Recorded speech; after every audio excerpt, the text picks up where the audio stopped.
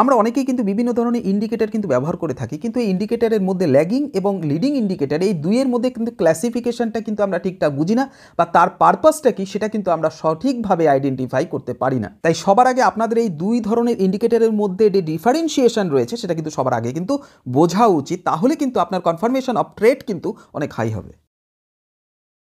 নমস্কার বন্ধুরা, বং বিনিয়োগের আরেকটি নতুন ভিডিওতে আপনাদের সকলকে স্বাগত জানাই।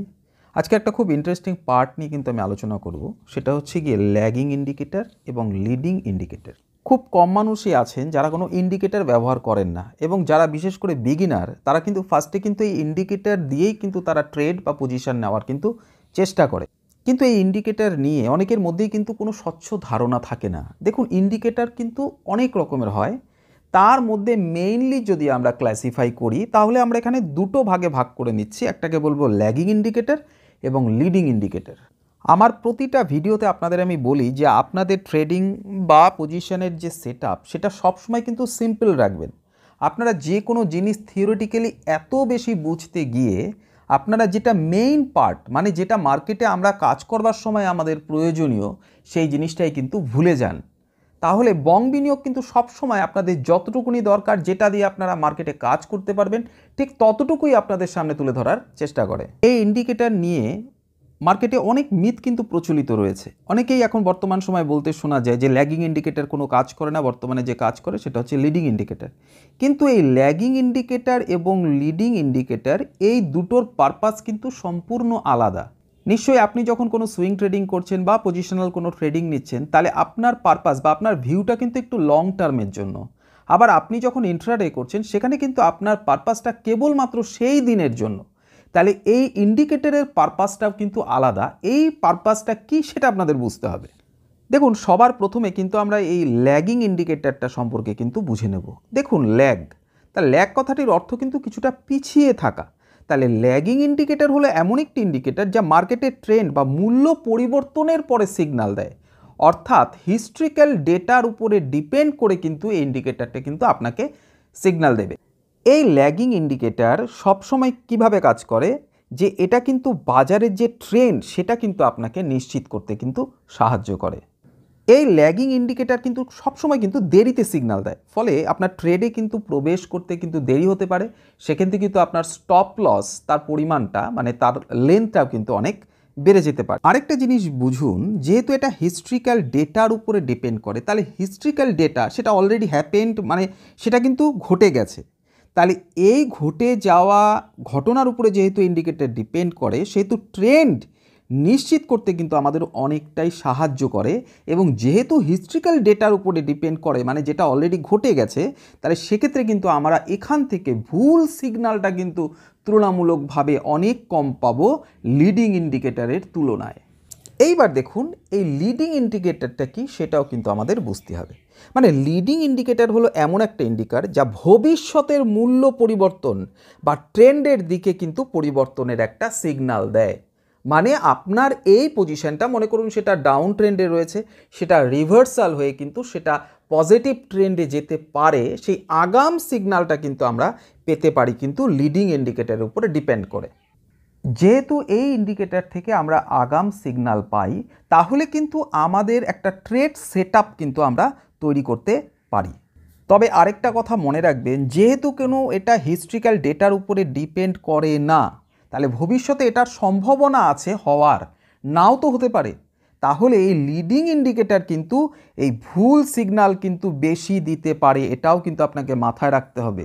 তবে আপনাদের অবশ্যই জানিয়ে রাখবো যে ট্রেন্ডিং মার্কেটে সবসময় কিন্তু এই ল্যাগিং ইন্ডিকেটর কিন্তু ভালো কাজ করে, আর এই লিডিং ইন্ডিকেটর কিন্তু রেঞ্জ বাউন্ড যখন মার্কেট থাকবে সেক্ষেত্রেও কিন্তু আপনি একটা আগাম সিগন্যাল কিন্তু এখান থেকে কিন্তু লাভ করতে পারেন। তাহলে এখন প্রশ্ন হচ্ছে যে আমরা কখন ল্যাগিং ইন্ডিকেটর আর কখন লিডিং ইন্ডিকেটর ব্যবহার করব। যখন আপনি কোনো পজিশনাল ট্রেড নিচ্ছেন বা কোনো সুইং ট্রেডিং করছেন, তাহলে সেক্ষেত্রে আপনি কিন্তু এই ল্যাগিং ইন্ডিকেটর কিন্তু ব্যবহার করতে পারেন, যেহেতু এটা হিস্ট্রিক্যাল ডেটার উপরে ডিপেন্ড করছে। আর আপনি যখন ইন্ট্রাডে করবেন, তাহলে সেক্ষেত্রে কিন্তু আপনার এই লিডিং ইন্ডিকেটর কিন্তু ব্যবহার করা উচিত, কারণ সেটা শর্ট টার্মের মধ্যে কিন্তু আপনার একটা রিভার্সালের পসিবিলিটি কিন্তু প্রকাশ করে। দেখুন, এর আগে ইতিমধ্যেই কিন্তু আপনাদের বেশ কিছু ভিডিও আমি দিয়ে দিয়েছি, তার মধ্যে মুভিং অ্যাভারেজ, আরএসআই এবং ফিবোনাচি রিট্রেসমেন্টের আমি কিন্তু ভিডিও দিয়েছি। আপনারা একটা জিনিস বোঝার চেষ্টা করুন। মনে করুন একটা মুভিং অ্যাভারেজ সাপোজ মনে করুন, তাহলে মার্কেটটা আস্তে আস্তে কী করছে, মার্কেটটা আস্তে আস্তে এরকমভাবে ওপর দিকে যাচ্ছে। তাহলে এই মুভিং অ্যাভারেজের ওপরে যখন এই ট্রেন্ডটা চলে গেল, তখন আমরা এটা আইডেন্টিফাই করতে পারলাম যে এটা কিন্তু এখন একটা আপ ট্রেন্ডে রয়েছে। তাহলে এই মুভিং অ্যাভারেজের মাধ্যমে আমরা কিন্তু ট্রেন্ডটা কিন্তু খুঁজে পেলাম, যেটা কিন্তু এখন আপ ট্রেন্ড রয়েছে। যতক্ষণ না পর্যন্ত এটা ব্রেক করে নিচের দিক আসবে অ্যাকর্ডিং টু মুভিং অ্যাভারেজ, সেটা কিন্তু ডাউন ট্রেন্ড আমরা ভাবতে পারবো না। তো অনেকেই ভাবে যে ল্যাগিং ইন্ডিকেটর কোনো কাজ করে না, একদমই নয়। তো মুভিং অ্যাভারেজ একটা খুব পপুলার একটা ল্যাগিং ইন্ডিকেটর, এবং তার মধ্যে এর আগে ভিডিওতে দেখিয়েছিলাম গোল্ডেন ক্রসওভারে যে 200 দিনের যে মুভিং অ্যাভারেজ, সেটা খুব জনপ্রিয় একটা মুভিং অ্যাভারেজ, এবং সেটা কিন্তু মার্কেটে কিন্তু খুব ভালো মতোই কিন্তু কাজ করে যদি আপনার আদার্স প্যারামিটারগুলো ঠিকঠাক রেখে যদি আপনি কোনো ট্রেড নিতে পারেন। এরপরে খুব জনপ্রিয় একটি লিডিং ইন্ডিকেটর, যেটা দেখুন আরএসআই। তো মার্কেটটা আস্তে আস্তে এখান থেকে এরকম করে এরকম উপর দিকে যাচ্ছে। তাহলে দেখুন, তাহলে মার্কেট যখন এইখানে গেছে, তার মানে সেটা কি ওভারবট জোনে রয়েছে। তাহলে আমি আপনাদের বলেছিলাম যে এইখানে যদি কোনো রেজিস্ট্যান্স ফেস করে, তাহলে সেটা আপনি আগাম বুঝে যাচ্ছেন যে মার্কেটটা কিন্তু এখন কিন্তু আস্তে আস্তে নিচের দিকে আসতে পারে। ঠিক একই রকমভাবে সেটা যখন ওভারসোল্ড জোনে যাচ্ছে এবং যদি কোনো সাপোর্ট লাইন আপনি যদি এখানে খুঁজে পান, তাহলে কিন্তু আগাম বুঝে যাচ্ছেন যে মার্কেটটা আস্তে আস্তে কিন্তু 50% এটা ক্রস করে কিন্তু ওপর দিকে যেতে পারে। এছাড়াও আরেকটা ভিডিওতে আপনাদের দেখিয়েছিলাম, সেটা হচ্ছে ফিবোনাচি রিট্রেসমেন্ট। দেখুন, মার্কেট আস্তে আস্তে ওপর দিকে যাচ্ছে, ওপর দিকে গেল। তা মার্কেটে এবার কিছুটা রিট্রেসমেন্ট প্রয়োজন রয়েছে, কারণ মার্কেটে কখনো ওয়ান সাইড মুভ হয় না। তাহলে আপনি ফিবোনাচি রিট্রেসমেন্ট দিয়ে যদি ড্র করেন, তাহলে আপনি দেখতে পাবেন 21%, 50%, 61%।